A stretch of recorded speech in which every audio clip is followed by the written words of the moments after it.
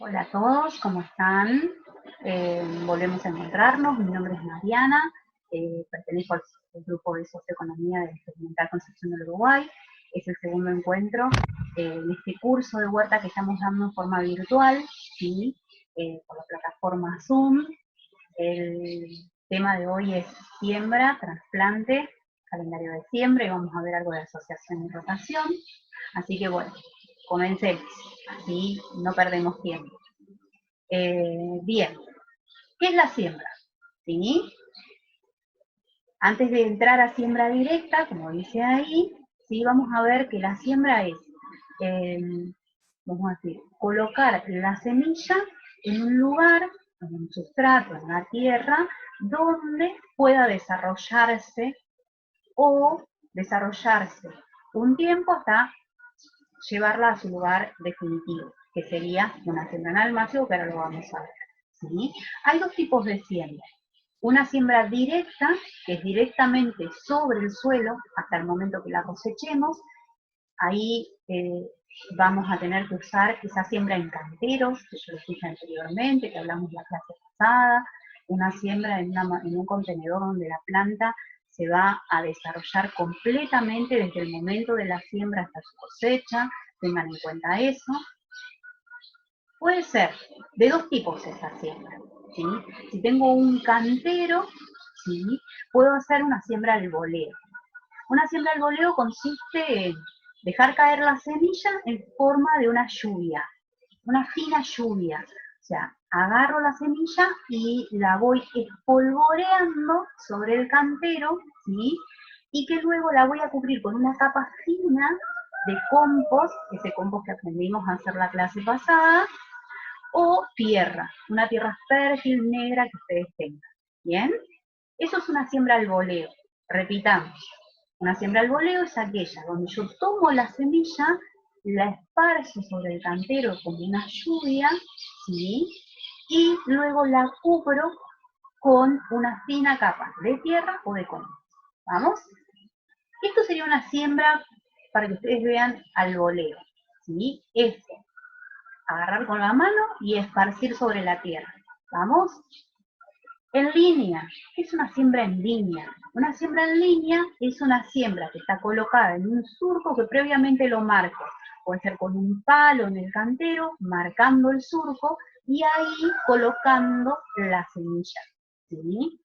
Primero tenemos que marcar el surco y preparar el surco donde vamos a sembrar esa semilla. La distancia entre surcos tengo que programarla, ¿sí? ¿Por qué programo la siembra en surco? ¿Por qué tengo que programar la distancia? Si yo dejo una poca distancia entre surco y surco, y seguramente estoy sembrando acelga, repollo, lechuga, lo que siembre, ¿sí? Cuando tengo que tener en cuenta el tamaño que va a tener esa planta al llegar a su desarrollo definitivo. O sea que no se choquen entre ellas, ¿bien? O lo que voy a sembrar al lado en ese surco. Tengo que ver qué distancia, entre qué distancia y qué distancia puedo hacerlo. Ahora vamos a verlo después cuando hablemos del calendario de siembra. ¿Bien? Pero tengan en cuenta muy bien las distancias. Programen la distancia en surco. Esto es una siembra en surco. ¿Ven a lo que me refería? Donde está la mano, está colocando la semilla, ¿sí? Está colocando una variedad. Puedo poner otra variedad en el surco siguiente, o la misma, y otra variedad en el surco que sigue. Teniendo en cuenta qué tamaño alcanza la planta al desarrollarse totalmente. ¿Sí? Tengan en cuenta eso. La siembra en almácigo es cuando la semilla ya es muy pequeña. Es difícil de manejar. ¿Sí? Yo puedo hacer una siembra directa con una semilla que puedo manejar, ¿sí? Bien con la mano, puedo contar cuántas semillas pongo. Cuando las semillas ya son muy pequeñas, se me dificulta un poco ese trabajo. Al dificultarse el trabajo, ¿sí? Puedo plantar mucha cantidad de semillas en un espacio muy reducido. Entonces, la idea es que cuando la semilla es muy pequeña, podemos hacer una siembra previa en un almácigo, ¿sí? Que por ahí necesita un poco más de cuidado, necesita protección, ¿sí? Contra heladas, principalmente en esta temporada que estamos viviendo, y para luego trasplantarlas, ¿sí?, a su lugar definitivo. ¿Vamos? Una siembra en almácigo, ¿sí?, puede ser un pequeño espacio que yo disponga en mi huerta para generar ese almácigo. Puede ser una cajonera, ¿sí? Puede ser algo, un lugar destinado para ese almácigo y que tenga una buena tierra abonada, suelta principalmente, donde yo, al trasplantarlo, no tenga problemas para separar, ¿sí?, mis plantas. Otra manera de realizar un almácigo es sembrar en recipientes individuales y protegerlos contra el frío, principalmente ahora. ¿Bien? ¿Cómo puedo hacer esto? Muchos envases. Hoy en día tenemos muchos envases en los que podemos sembrar individualmente una planta, una semilla para que empiece a desarrollarse, ¿sí? Y que puede variar infinitamente, desde un pote de yogur hasta macetitas, hasta maples de huevo que algunos utilizan, etc. ¿Bien? Ejemplos. Acá tenemos un ejemplo de almaciguera. Hay bandejas hoy en día en el mercado que nos facilitan este trabajo, ¿sí? Y que en poquito espacio puedo tener hasta 120 plantas, ¿sí?, de una variedad en, vamos a decir, una bandeja. Estas son las famosas cajoneras que yo les decía hoy. Cajones con tierra suelta, fértil, que yo puedo tener destinados en mi huerta, para elaborar estos plantines, ¿sí? Ténganlo en cuenta. Vasitos, vasitos de yogur, de café, descartables, donde yo pueda poner buena tierra, un buen sustrato, donde pueda cuidarlos y regarlos. Y acá puedo también jugar con las semillas, poner 2 o 3, me voy a tomar el trabajo de sembrar en almácigo, más que nada en forma individual, es un trabajo en el que tengo que prestar atención, así que ténganlo en cuenta. Esta foto me gustó solamente para mostrarles las variantes, ¿sí? Variantes en los que puedo hacer con materiales descartables en mi casa, almacigueras, ¿bien? Almacigueras fáciles de hacer. Una cosa que tengo que tener en cuenta, ¿sí? Algo importante, varios puntos importantes que tengo que tener en cuenta a la hora de hacer almácigo. El riego en esta etapa del almácigo es fundamental. Debemos mantener húmeda la tierra. No puedo hacer que ese plantín, que esa planta sufra, ¿sí? Y sufra por falta de humedad. La semilla también tiene que ser de buena calidad, con poder germinativo. Si no sabemos de dónde proviene la semilla, si tenemos dudas en cuanto a su fertilidad, podemos hacer una prueba de germinación. Podemos colocar 10 semillas, 20 semillas en un paño, una servilleta húmeda, ¿sí? Ponerlo en una bolsa, darle calor, colocarlo unos días y después contar cuántas semillas han germinado. Si germinaron todas, nuestras semillas son muy buenas, tenemos un muy buen poder germinativo, así que el 100% de las semillas va a funcionar. Eso depende de que pongamos la semilla que sembremos, germinará.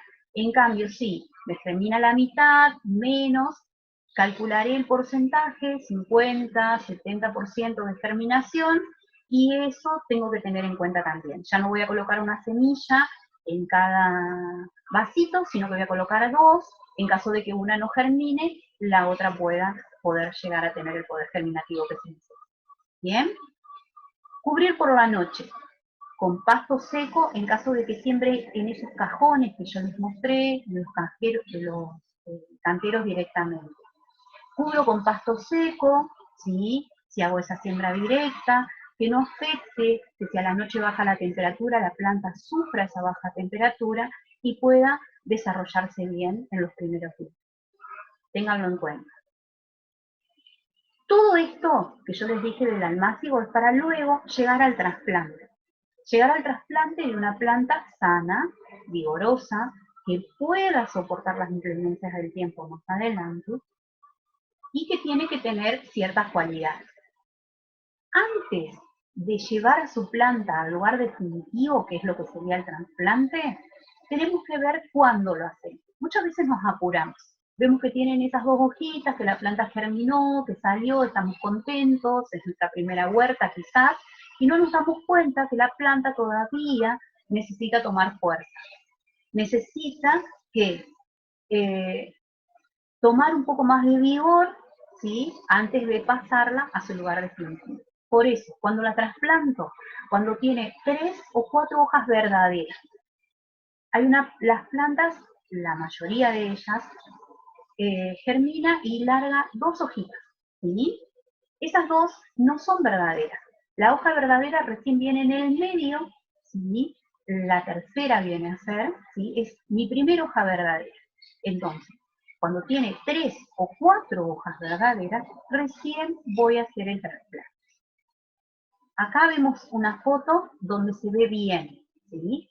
Tengo 2 hojas, que son las que se desarrollaron, principalmente cuando mi planta germinó, ¿sí? Y tenemos en el medio 2 hojitas más. Estas 2 hojitas son las verdaderas. Este plantín todavía no está para trasplantar, ¿sí?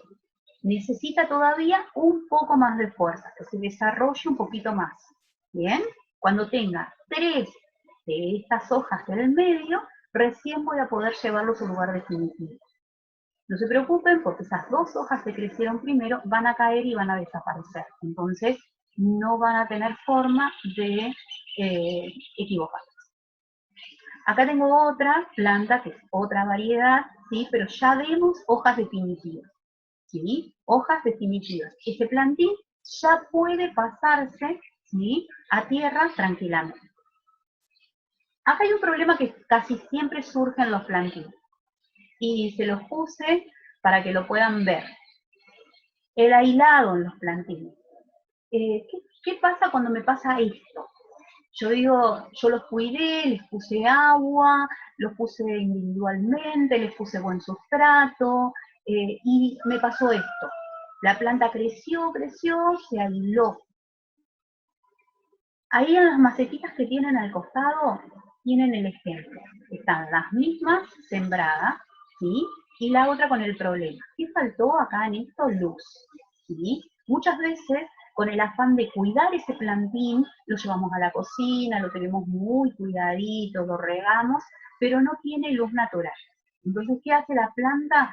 Crece, ¿sí? Crece, se estira buscando luz, y se forma esto que es un aislado.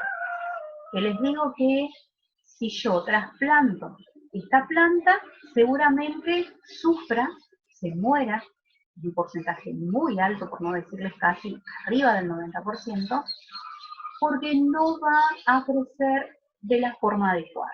Entonces, lo ideal es descartar ese plantín y volver a sembrar. En caso de que quiera rescatarlo, puedo intentar poner tierra, ¿sí?, hasta 1 centímetro antes de las 2 hojitas que largó, e intentar recuperarlo. Pero si no, la mayoría de estos plantines fracasa, o sea, muere en poquito tiempo, ¿sí? Ya sufrió un estrés la planta en búsqueda de luz que no la va a dejar soportar cualquier otro acecho en el cantero. Así que ténganlo en cuenta. Luz, principalmente luz para los plantines. ¿Cuándo podemos identificar, según el calendario de siembra, ¿sí?, cuándo plantar? El calendario de siembra es nuestro mejor aliado, nuestra mejor ayuda en la huerta. ¿Por qué? Porque nos ayuda a eso, a identificar cuándo debemos sembrar, el momento exacto en el que debemos tener o sembrar los cultivos. La técnica de siembra que tenemos que usar, por ejemplo, nos dice si va en cantero o va en almácigo, si podemos hacer una siembra directa de esa planta o si directamente nos conviene el trasplante luego. Nos indica muchas cosas, ¿sí? Que aparte de los meses en los que podemos sembrar, ¿sí? Nos indica qué tipo de planta podemos escoger para este año o esa estación del año. También indica el tiempo que tarda en germinar, ¿sí? El tiempo que tarda en germinar también es importante para que no nos aventuremos en eso de que, uy, no ha germinado, mi planta tarda demasiado, ¿sí? Hay plantas que tienen un poder germinativo más rápido que otras. Podemos ver que el rabanito a los 5 días está afuera, y sin embargo un perejil que tarda 15, 20 días en germinar, y pensamos que se nos murió la semilla, que la semilla no es buena, etc. Entonces, lo que hace el planificador calendario de siembra es ayudarnos en ese sentido, ¿sí? Indica también cuándo debo trasplantarlo, ¿sí? En base a la formación del plantín, o sea, la formación que lleva la planta. Y si necesito cambiarla de lugar o no, ¿bien? También nos indica qué riego necesitan, es importantísimo, nos indica el riego. Y nos indica también qué labores culturales debemos realizarle a esa planta y qué momento de cosecha tiene cada una. Así que imagínense qué útil es un calendario de siembra para nosotros en la huerta. Nosotros en ProHuerta se ha generado un planificador que pueden descargarlo de la web, ¿sí? Con este nombre, donde nos indica no solamente desde la botánica de la planta, ¿sí? Sino también cómo podemos ubicarla en nuestra huerta, o sea, dentro del diseño que tengamos de huerta, cómo podemos utilizarla, si es apta para canteros, si podemos ponerla en contenedor, qué distancia tiene que haber entre una planta y otra, con qué podemos asociarla, con qué podemos rotarla, pero vamos a hablar de eso. Es muy importante conocer y tener un planificador a mano. Por eso les recomiendo que descarguen el planificador, que lo tengan, que vean cuáles especies pueden sembrar. Esto les va a ayudar muchísimo también en la planificación de la huerta.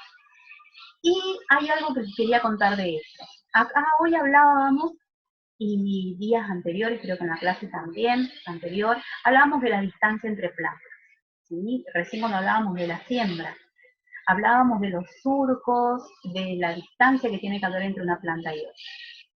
El planificador nos enseña qué distancia debe tener al trasplantar, por ejemplo, un plantín de lechuga, a qué distancia debo trasplantar el siguiente, ¿sí? Ya que la planta necesita un espacio para desarrollarse totalmente y no puedo colocarlas o trasplantarlas muy cerca. ¿Vamos? Entonces, la distancia entre plantas es una cosa y la distancia entre líneas o surcos es otra.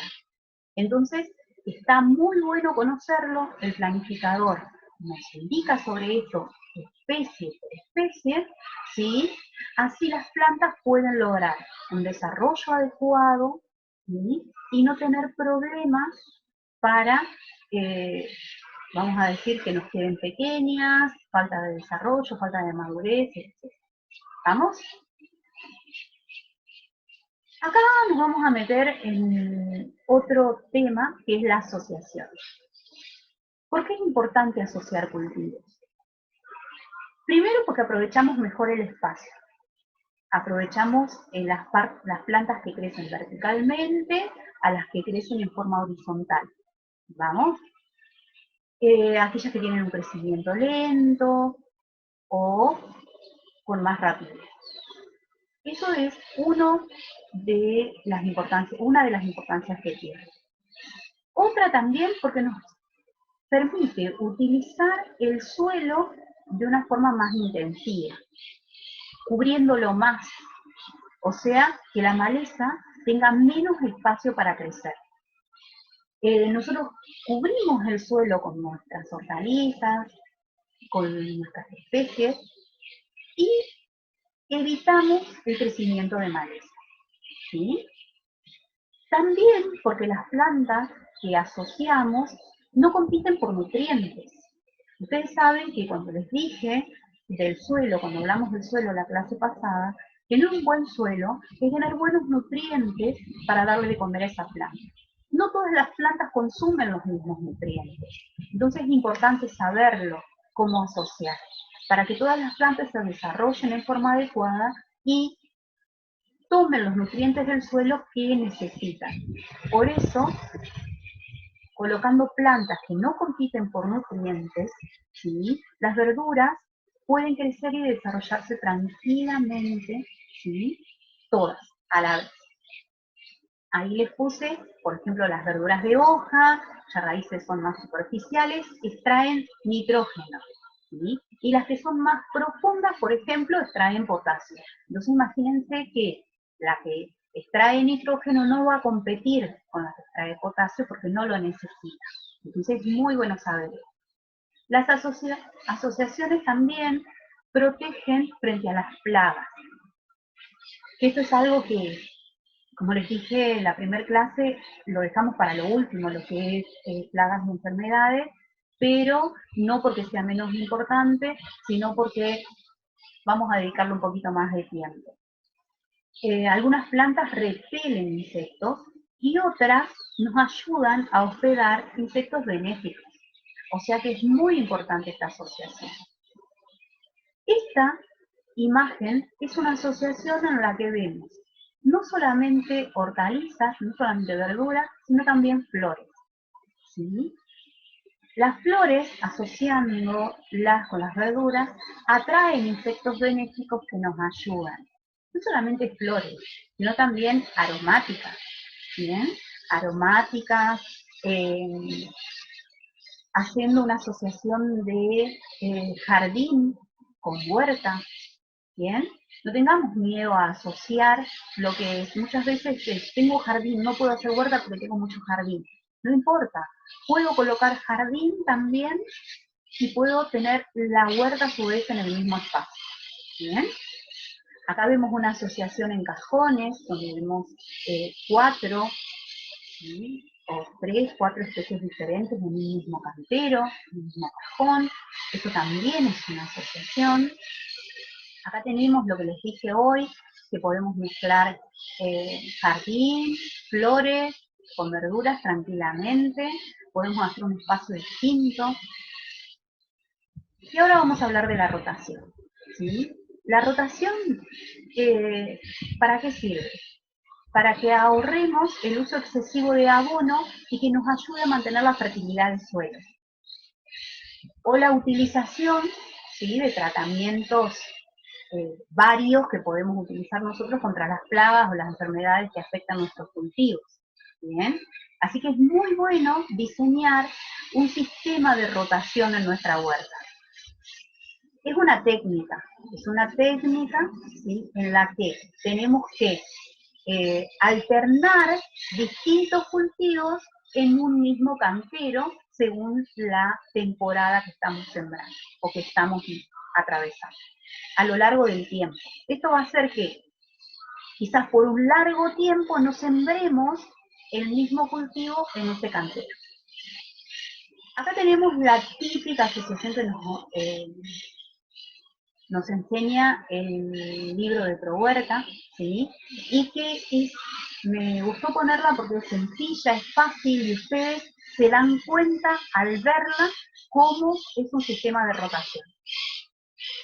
Si en una primavera-verano tenemos tomate, albahaca, ¿sí?, otoño-invierno pasamos a repollo, puerro, cebolla, y el próximo primavera-verano no vuelvo a sembrar los tomates que tenía, ¿sí?, sino es que ya me voy a rabanitos, lechuga, acelga, ¿sí? Mírenlo. Y el próximo invierno ya no vuelvo a sembrar el puerro, la cebolla, el repollo que tenía, sino que pongo habas, ¿sí?, que me aportan muchos nutrientes también al suelo, que aportan fertilidad. Tenemos que usar también eso, tenerlo en cuenta. Y cuando ya vuelvo al próximo año al tomate, ya han pasado 2 años. Entonces, las plagas y enfermedades que podían llegar a acechar mi tomate, seguramente ya no están o no tienen tanta injerencia en eso. Es más, puedo pasar hasta más tiempo sin sembrar tomate en caso de que diseñe una buena estrategia de rotación. ¿Vamos? Esto es rotar cultivos. Ténganlo en cuenta. Es bueno, no solamente porque ayuda a mantener la fertilidad del suelo, sino también porque ayuda a que mantengamos alejados de nuestra huerta todas aquellas plagas y enfermedades que acechan nuestros cultivos. Bueno, próximo tema, próxima clase, labores culturales. Vamos a hablar bastante sobre eso. Vamos a hablar de la cosecha y de la autoproducción de semillas. Bien. Bueno, hasta la próxima. Espero que por ahí les hayan servido los consejitos. Por ahí tengan en cuenta que es el mismo ID, la misma contraseña y nos estamos viendo. Gracias.